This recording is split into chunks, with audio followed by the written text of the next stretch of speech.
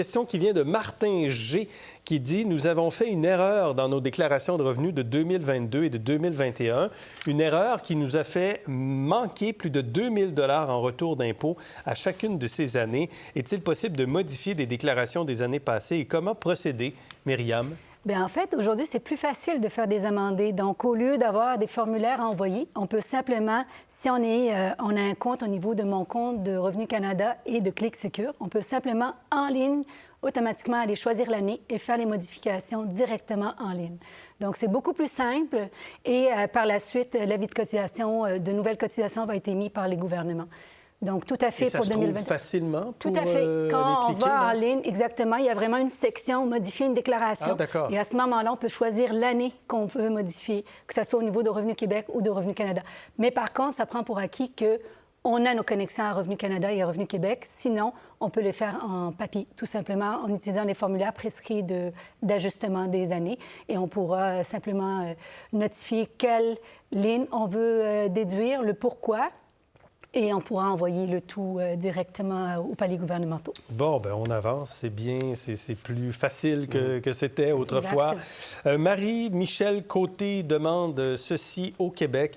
Je remarque que nos crédits d'impôt non remboursables admissibles à la ligne 377 sont passés de 15 à 14 %, ce qui vient augmenter d'autant l'impôt à payer. Bien que le montant personnel de base ait été haussé, ne vient-on pas de nous en passer une petite vite, Luc? Bien non, on n'a pas passé une petite vite. On va expliquer comme la règle générale. Les crédits de cette nature-là, non remboursables, on bénéficie du taux le plus bas du barème. Comme le gouvernement a baissé le taux du barème, la baisse d'impôt, bien, le taux le plus bas des crédits a été également revu. Donc, il y a une concordance entre... Avant, c'était à 15 pour les crédits et 15 le taux minimum du barème. Maintenant, c'est 14 et pour les crédits et pour le taux d'imposition. Si bien que ça l'efface, entre guillemets, la même proportion d'impôts à payer pour ceux qui sont imposés au premier taux. Donc, en fait, Mme Côté a l'impression d'en avoir un peu moins là, pour son argent. Mais tout compté avec la baisse d'impôts, elle ne peut pas en avoir moins. OK. C'est ça. D'accord. Myriam, une question pour vous de Jean-Pierre. Doit-on déclarer les subventions reçues pour les programmes Rouler vert ou thermopompe efficace d'Hydro-Québec? Si oui, doit-on rapporter le montant au niveau fédéral, provincial? Sur quelle ligne au rapport d'impôt?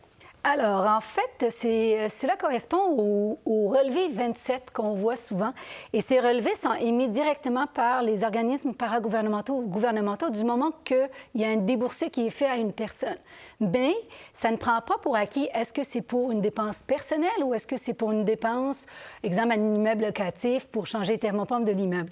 Donc, c'est vraiment, ça revient, on renvoie la balle, en fait, au contribuable de dire si c'est pour des revenus, des dépenses personnelles, on ne fait rien avec ça. Il n'y a pas d'imposition qui est faite. Mais par contre, si on s'est rattaché à du revenu d'entreprise, à ce moment-là, on va venir réduire le coût du bien sur lequel on a effectué ces travaux-là. Donc, par exemple, dans le cas d'une thermopompe dans un immeuble locatif, on va venir réduire la catégorie le coût de la catégorie qui se rattache à l'immeuble, mais il n'y aura pas d'imposition directement de ce montant-là. Très bien. Question de Carole Galarneau. Pour Luc, dans le cas d'une séparation involontaire due à l'admission d'un des conjoints en CHSLD, doit-on indiquer célibataire ou séparé à la case d'état civil lors de la production des déclarations de revenus? Lorsqu'il s'agit d'une séparation involontaire, on ne change pas d'état civil, on continue dans sa déclaration d'être considéré conjoint de fait ou d'être marié. Donc, quand on s'en va en centre de soins longue durée, séparation involontaire ne modifie pas nos déclarations. Mais il y a une personne qui demeure dans sa maison, l'autre personne s'en va en CHSLD. Malgré tout, il demeure conjoint de fait. Demeure conjoint de fait. Ou marié, oui. Ou marié, effectivement. Oui. Donc, on n'écrit pas célibataire ou séparé. C'est vraiment conjoint de fait. Bon, écoute, on en apprend. Jacques Sauvé. Les frais encourus par un aîné pour un déménagement dans une résidence pour personnes aînées sont-ils déductibles aux fins de l'impôt, Myriam? Les seuls frais de déménagement qui sont déductibles et admissibles, c'est les frais quand on déménage pour gagner du revenu, qu'on se rapproche de son lieu de travail. Donc, malheureusement, un frais de déménagement pour aller dans un RPA ne sera pas déductible. Par contre, s'il y a une raison médicale et qu'il y a une portion qui est des frais d'ambulance ou des frais qui sont admissibles comme frais médicaux, ça pourrait à ce moment-là être reporté dans les frais médicaux pour le crédit d'impôt. OK, parfait. Mais simplement déménager dans une RPA, exactement, ça ne compte pas pour des déductions. D'accord, Luc, avec oui, ça? Oui, pas de problème avec ça. C'est bon. On s'auto-valide, là. Oui, mais c'est bon. Si jamais vous n'êtes pas d'accord l'un avec l'autre, vous nous le direz. Claude Roy pose la question suivante. Ma conjointe est aux études postsecondaires à temps partiel et elle est sans revenu imposable. Pour le rapport d'impôt du Québec, peut-elle me transférer son crédit d'impôt non remboursable pour frais de scolarité? Si oui, comment? Sinon, peut-elle le transférer à sa mère? On voit quand même que la personne a fait un peu ses recherches, là. Donc, elle précise au Québec. Au fédéral, elle peut le transférer, les frais de scolarité, à son conjoint. Au Québec, on peut seulement les transférer à son parent ou à son grand-parent. Et donc, puis en échange que le parent s'occupe un peu de l'éducation, qui est en lien avec l'éducation de la personne. Dans ce cas-là, donc, elle pourrait le transférer à son parent ou elle peut aussi faire le choix de le conserver pour elle et de l'utiliser plus tard. Ces frais de scolarité-là, elle pourrait les utiliser plus tard, mais elle ne pourra plus tard les transférer. Elle va devoir les prendre elle-même. Et quand on dit plus tard, c'est plus... C'est dans les années suivantes. Dans les années suivantes. Oui. OK, parfait. Voilà pour Claude Roy pour cette question sur donc les frais de scolarité. Voilà. Claudette dit « Ma fille a eu des revenus au Québec et en Nouvelle-Écosse à raison de 6 mois dans chacune des provinces. Tiens, dans laquelle doit-elle faire sa déclaration de revenus, Myriam? » Bien, en fait, on produit au niveau de la province à l'endroit où on habite le 31 décembre. Donc, c'est le lieu de résidence le 31 décembre. Donc, si elle habite en Nouvelle-Écosse le 31 décembre, c'est là qu'elle va produire. Si elle habite au Québec, c'est au Québec qu'elle doit produire. Et il ne faut pas s'inquiéter parce que les impôts qu'on a payés dans chacune des provinces vont être transférés et vont être tenus compte. On ne perd pas cet argent-là. C'est vraiment là... Mais si on vit 11 mois en Alberta puis qu'on déménage au mois de décembre au Québec... On s'impose au Québec. On s'impose au Québec, puis on a une mauvaise surprise. Sur le revenu de l'année. Oui, exactement. Une mauvaise surprise. Une mauvaise surprise. Ou les gens qui déménagent en Colombie-Britannique sont très contents à la fin de l'année, mais l'inverse... passe un petit peu moins bien parce que les taux sont bien évidemment plus élevés au Québec. L'important, c'est le 31 décembre. Exactement, tout à fait. Où vivez-vous le 31? Abdenasser Mejdoubi demande ceci. Je suis retraité et je suis chauffeur Uber à temps partiel. Est-ce que mes revenus de chauffeur ont un impact sur mes revenus de retraité du point de vue des impôts, Luc? Bien, ces revenus de chauffeur ont un impact sur son revenu imposable, puisque les revenus sont d'abord imposables. Est-ce que ça a un effet sur ses revenus de retraite?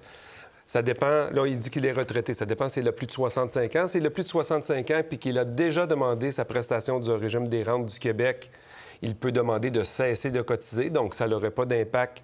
Il ne cotiserait plus et ça n'aurait pas d'impact sur sa prestation future. Du côté des prestations du fédéral, pension de sécurité de la vieillesse, supplément de revenu de garantie, bien, si ses revenus sont plus élevés, ça pourrait y faire perdre une partie de son supplément de revenu garanti, ou bien, si ses revenus sont vraiment élevés, lui faire perdre une partie de sa pension de sécurité de la vieillesse. Ou la totalité, évidemment. OK, très bien. Question de Sébastien Lamoureux qui demande ceci. Je suis travailleur autonome qui travaille à 100 % aux États-Unis. Ma résidence principale est à Montréal. L'entreprise pour qui je travaille me paye en argent canadien dans mon compte de banque canadien. Dois-je payer mes impôts aux États-Unis ou au Canada, Myriam? Il n'y a pas de réponse facile et directe pour cette question-là. En fait, il faut se rappeler qu'il y a plusieurs éléments.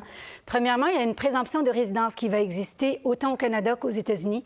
Les règles aux États-Unis ne sont pas les mêmes qu'au Canada. Nous, on a une règle de 183 jours. Aux États-Unis, c'est sur une période de 3 ans. Donc, c'est beaucoup plus facile de devenir résident, d'être présumé résident aux États-Unis. Donc, il faut faire très attention à ça. Et l'autre chose que j'aimerais lever comme espèce de question, c'est de dire, il faut faire attention parce que certains États, si on gagne, certains types de revenus vont être imposables, même si on est imposé par ailleurs dans un autre pays. Donc, c'est vraiment très important de parler avec quelqu'un qui connaît les règles américaines et pas canadiennes nécessairement pour s'assurer de la situation de M. Sébastien Lamoureux, parce qu'effectivement, même si j'habite au Canada, mais certains types de revenus pourraient être imposables et je peux encore une fois avoir la présomption de résidence aux États-Unis à cause des délais que je passe aux États-Unis. Dernière question de Diane Bouchard. J'ai payé des frais élevés, dit-elle, de dentiste pour ma fille de 25 ans qui n'est plus considérée à ma charge. Puis-je les inclure dans ma déclaration, Luc? Réponse courte, non. C'est seulement pour les personnes à charge. Alors, si la personne majeure, la fille majeure avait été à sa charge, elle aurait pu prendre des frais, les frais de dentiste du côté fédéral et du côté de Québec. Les méthodes auraient été un peu différentes dans le calcul, mais ça aurait été possible, mais il faut que la personne soit à charge. Pour voir nos émissions en entier, rendez-vous sur la chaîne Ici RDI.